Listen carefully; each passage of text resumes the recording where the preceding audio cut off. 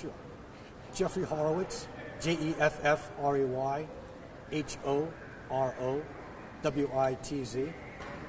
I'm the Assistant Federal Security Director for TSA at Norfolk and Newport News International Airports. All right. So I got some great news. And what's the great news? Travel volumes picked up this year as we have seen a return to near-pandemic checkpoint throughput here at Norfolk and at most other airports across the country. The rebound from low travel volumes during the earlier months of the pandemic have required more patience and planning than was necessary beforehand. This year, many passengers were traveling for the first time since the pandemic, and as a result, many travelers are rusty in remembering what the checkpoint protocols are. At Norfolk, we've been prepared for these rising travel volumes. We need more help from you, the public, to ensure that travelers are prepared for their flights and are ready to know what to expect when returning again to air travel. Passengers play an important role in ensuring an efficient checkpoint experience. Travelers need to know before you go, right? Know before you go. By that, I mean that travelers need to know whether an item should be packed in their carry-on bag or packed in their check bag, or they can't bring it at all. The most common mistake passengers make is they pack prohibited items in their carry-on bags. So what is a prohibited item, right? The most common prohibited items are large containers of liquids, gels, and aerosols. So believe it or not, we get this question a lot of times. What's a liquid, what's a gel, what's an aerosol? If you could spray it, if you could squeeze it, if you could pour it, it's a liquid, gel, or aerosol. As always, liquids, gels, and aerosols are limited to 3.4 ounces that fit into one quart size bag and should be removed from your carry-on bag prior to screening. This is the most common mistake we see. Passengers place large liquids in the carry-ons. If you want to travel with a large liquid, it's no problem, okay? Just put it in your check bag. If you want to have a large bottle of water when you're in the checkpoint queue line, it's no problem. Just drink the water before you stand up, before you go up to the ticket document checker. We also see a high volume of knives and tools greater than 7 inches long carried through our checkpoints. These too need to be packed in the checked baggage. Each one of these prohibited items results in a bag check. And that bag check delays all passengers, not just the passenger who had the prohibited item in their bag, but for everyone else in line.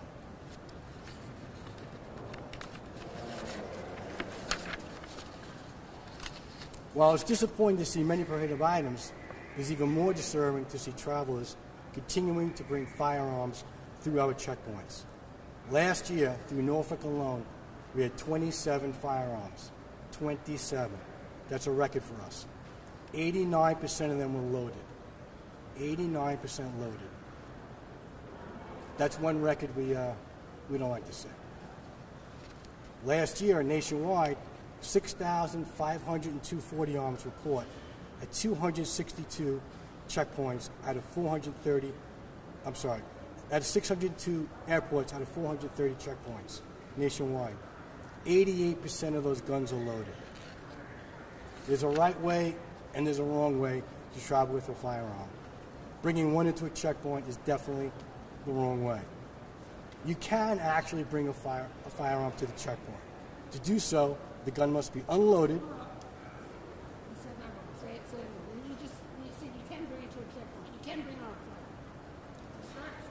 Okay, passengers can actually transport their firearms on a flight.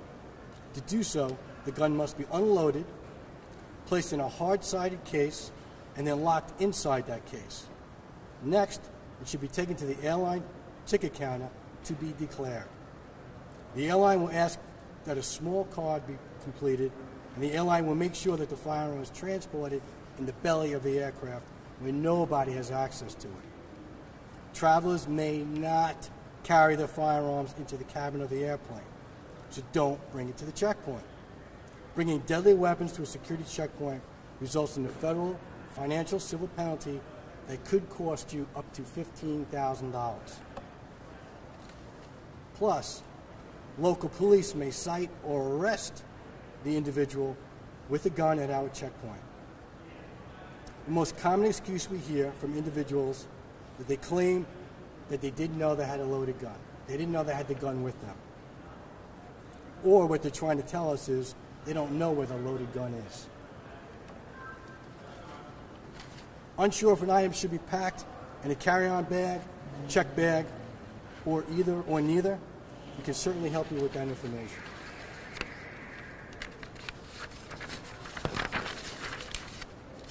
What does TSA have, right?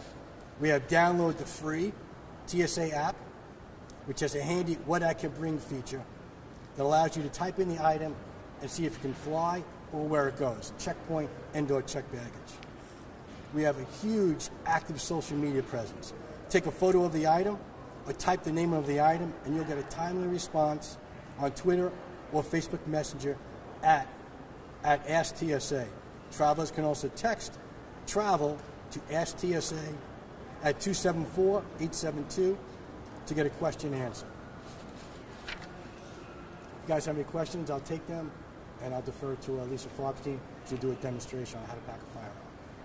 Now, have you personally been involved when a gun has been shown up, and have you personally been involved when, do they call you?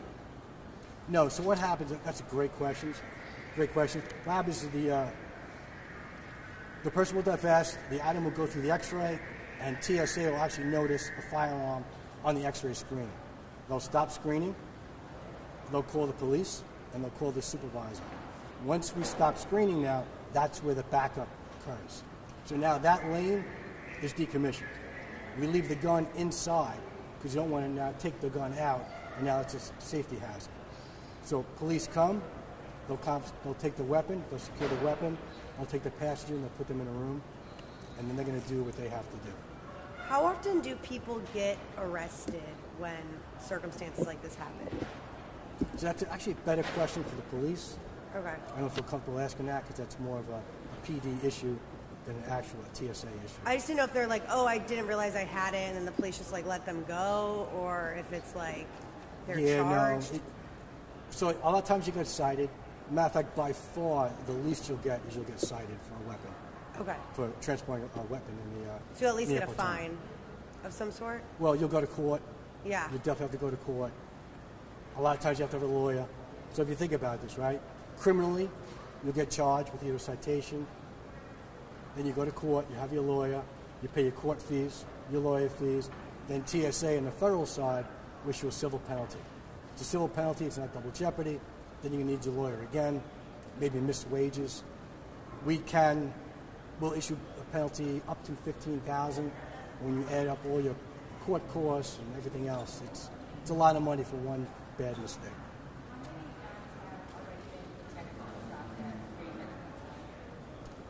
I'm going to say it's either 3 or 4. We did get another one. It's the box. Okay, it's the box. Because it was just one word I had in the box, and I forgot to change the lead text. My apologies. No worries. Anyway, already looking at seeing where you guys are going to protect it, compared to last year around this time, do you suspect that you were going to be on the same lane reaching that 27 that record that you used last year? Do you feel like looking at what you guys have collected so far, it's going to be slower? So looking at where we are so far, we haven't even hit the summer yet, and that's our peak travel. So right now our passenger loads are low because we don't have school, school kids are out. People normally don't travel as much as in January, February. Once we see really May, June, July, August. So having 3 so close, I'd say we're on, I hate to say this, but we're on par to meet, come close, or break that record. So if a person shows up with a weapon and they try to get through a security checkpoint, whichever one you're on, are you talking about down there or up here? I don't. So when I say security checkpoint, I actually mean the checkpoint to the gates. So it's upstairs, not downstairs. Not down there. So these are gates. These are carry-ons. Correct. Okay. So when a person does show up with a weapon, you automatically do what? You seize the weapon or you control the weapon. Is the person allowed to go on the plane at that point, or at that point are they no longer allowed to travel, or what happens to the person when they show up with a gun? Great point. So once they show up with the gun, like I said, TSA doesn't seize it. That's actually airport PD. We'll take possession of the weapon, we'll secure the weapon, and then go through the process that they have to do. Now, whether or not that passenger makes the flight depends on how soon they got here, how quickly paperwork is done. But I mean, I hate to say this, honestly, we really don't care whether or not they missed the flight. We just want to stop that gun from getting through our checkpoint. Right. Is there any estimation on how many guns actually get through? You don't know what you don't know. Okay. Yeah. People don't come back usually and say, Say, I got a gun, I got through. Yeah. Okay. Yeah. But you don't have the exact numbers of how many of those guns led to full charges. I just don't. I'm sorry. Right. No, that's okay. No problem. wait, so why don't I do the demo for you? Yeah. Is it special?